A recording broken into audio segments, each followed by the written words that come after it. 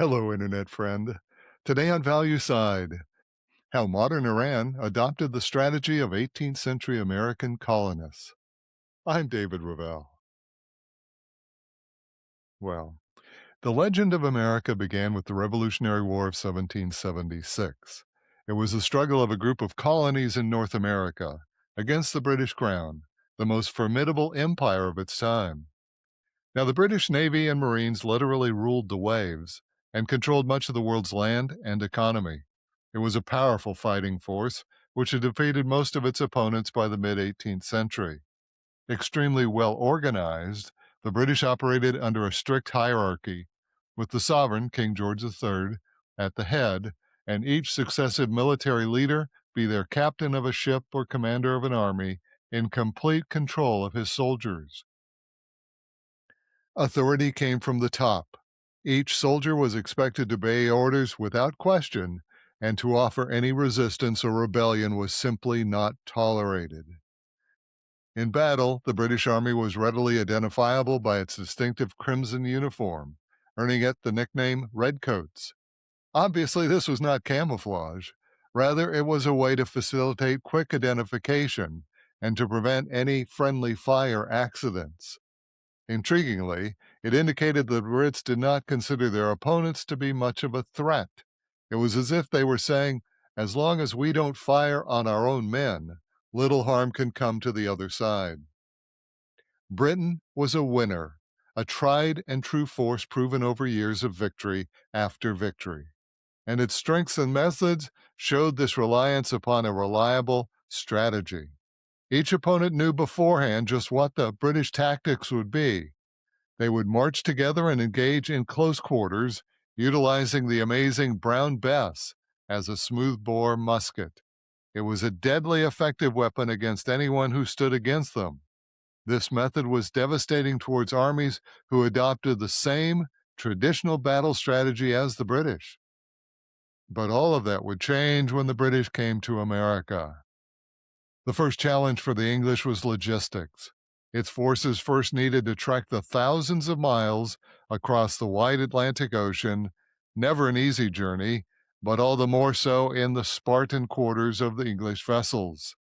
And although they had occupied the American colonies for years and were well provisioned, the issues of communication, so important in the British hierarchical system, was still problematic.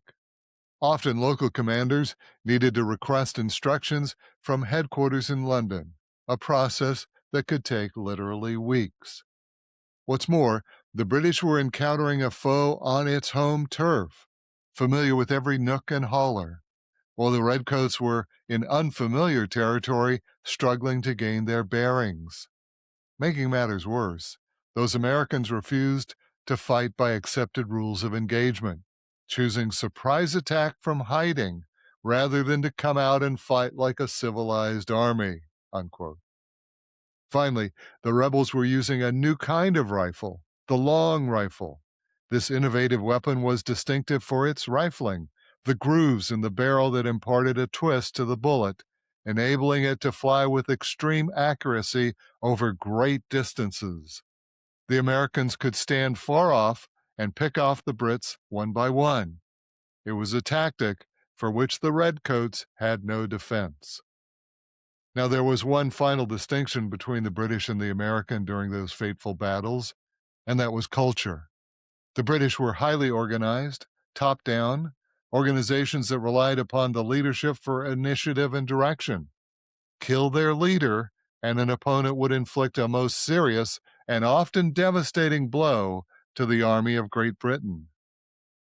On the other hand, the Americans were described as a ragtag group that would often come together only to fight, then to return back to their farms and homes. They were citizen soldiers with little command structure. It made for a fighting force centered upon individual initiatives with little reliance on HQ.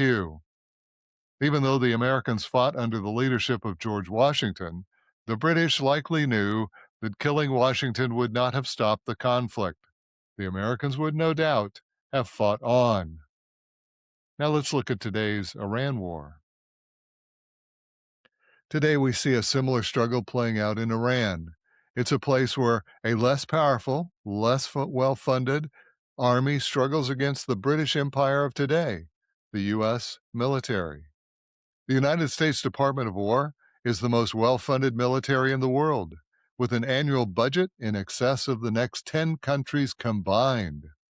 The U.S. spends over $1 trillion annually on its military, and under President Trump, it will increase that by 50% next year. The U.S. military has weapons and equipment that others can only dream of, with some of the most advanced systems and technologies anywhere. And yet, like the British of old, these are weapons and systems of a certain class, designed to oppose peer competitors, but as we're seeing in Iran, facing severe limitations in this current conflict. However, as we examine the similarities between today's Iran and 18th century America, I'm struck with how closely they parallel each other. Iran likely studied the history of the United States and developed a strategy very similar to that of the American colonists. Like the British Empire, today's U.S. military faces a critical logistics issue. American forces must transit incredible distances to engage Iran. We've already seen that it can take days, if not weeks, for American ships to reach Iranian waters. Today, a transport vessel from California is still steaming its way to the Persian Gulf, a trip that's likely to take a couple of weeks. Once U.S. forces reach Iran, and especially if they are to invade, then provisions must be made for soldiers and sailors. While the British had established bases in America, today those bases will need to be built, no doubt while under Iranian missile and drone strikes. While American military operations are highly structured, with tactics and instructions issued from headquarters, modern communications have made this process rapid and available. So, unlike the British of old, today's American soldiers and sailors and pilots have instant communication with Washington. On the other hand, the Iranians have demonstrated a non hierarchical structure, much like those American colonists. When the Americans killed the Ayatollah, Iran operations did not stop, but continued as before. It is because Iranians have distributed operational initiatives downstream to the operational level.